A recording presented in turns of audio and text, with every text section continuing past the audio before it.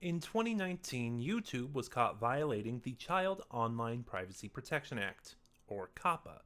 Since settling, YouTube has enacted new policies that are meant to serve as a smokescreen so they can dodge responsibility and scapegoat creators. As such, for my own protection, it is my obligation to advise you that this video is not aimed at children. My target audience is not children. Parental discretion is advised.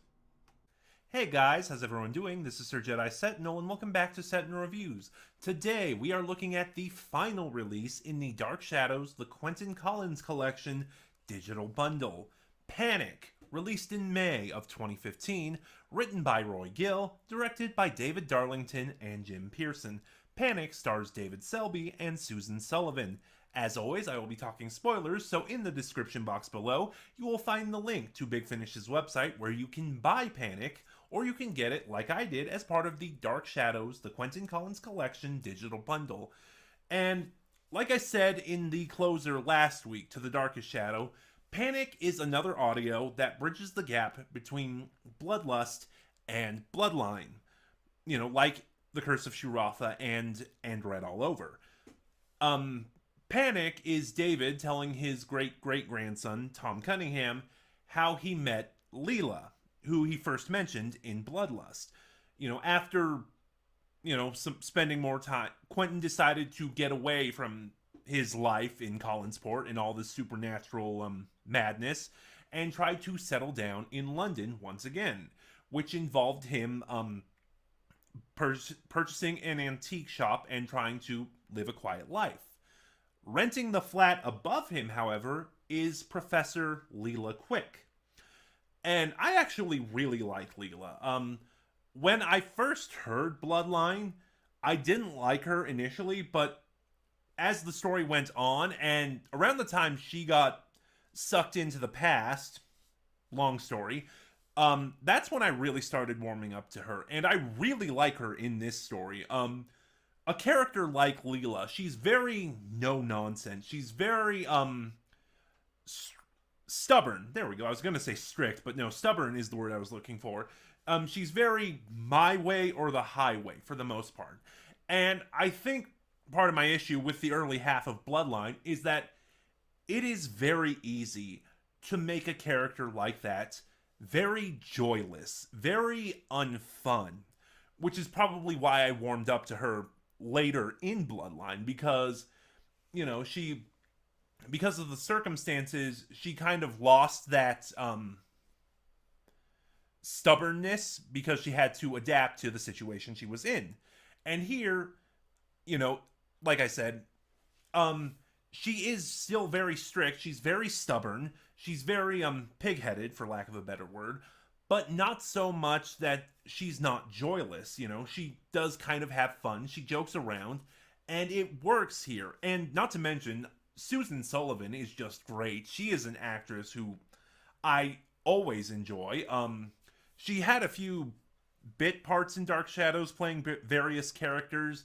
The thing I most know her for is when I was a kid, there was a sitcom called Dharma and Greg. It was a Chuck Lorre sitcom, which may be all you need to know, about a free-spirited hippie, played by Jenna Elfman, who marries an uptight, I think he was a lawyer, but I'm just going to say Suit, played by Thomas Gibson.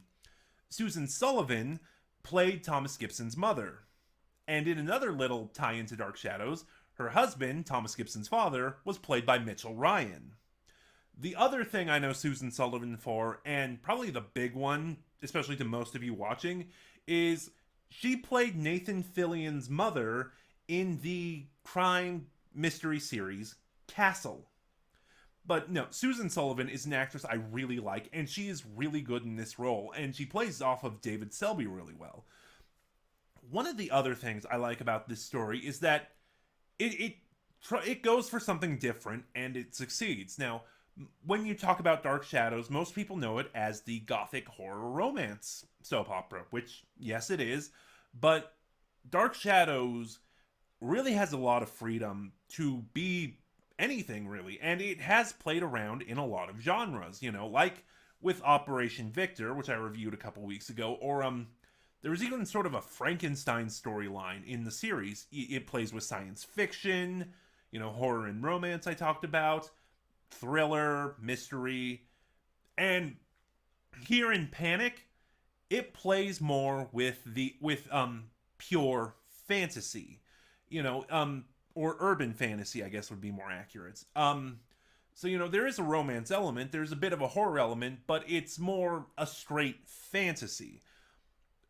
And that kind of brings me to something else too. I think this is the first time, as far as I know, because I am still not very far into the series and I'm still experiencing different things. I think this is the first time in Dark Shadows that the antagonist has been a literal god. Maybe. It might depend on whether or not you count Diabolos as a god or not. But yeah, so the story is that Lela has started hearing this strange tune, this sort of earworm she can't get out of her head. And she finds it on a record in Quentin's antique shop, and the record opens a door to this mysterious forest. And how to do this? The antagonist is Pan, the Greek god Pan. Many years ago when Lela was a child, she heard this music and came to Pan's forest, and he promised her anything she wanted if, in exchange, she would become his in 28 years' time. Given that Lela was 10, she, of course, went along with this deal. And then, of course, she lived out her life the way she wanted to, and now that she is close to 40, Pan has come to collect. And Pan is a really good antagonist. He's not all that intimidating. There's a few scenes where he's really good, but he's just insane, which works really well because Pan is a trickster god, He's not good or evil, he's just chaotic. But the bulk of this story is Quentin helping Lela try to break the terms of her contract. Pan sort of gives her riddles on what she needs to do to break her contract. What was the rhyme? Where you can cry my name where no voice echoes. Where you can change your name but not your nature. The contract will not be broken until quick is quick no more.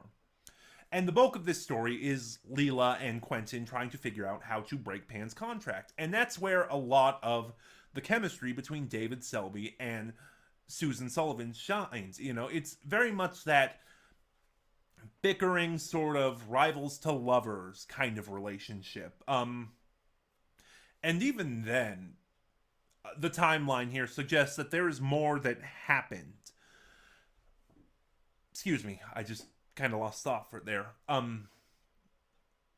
Even then, the timeline seems to suggest there's more than happened. Like, there was possibly more that happened for Quentin and Lela after they were married. When you can change your name but not your nature, the contract shall not be broken until quick is quick no more. Lela Quick into Lela Collins. But I forgot where I was going.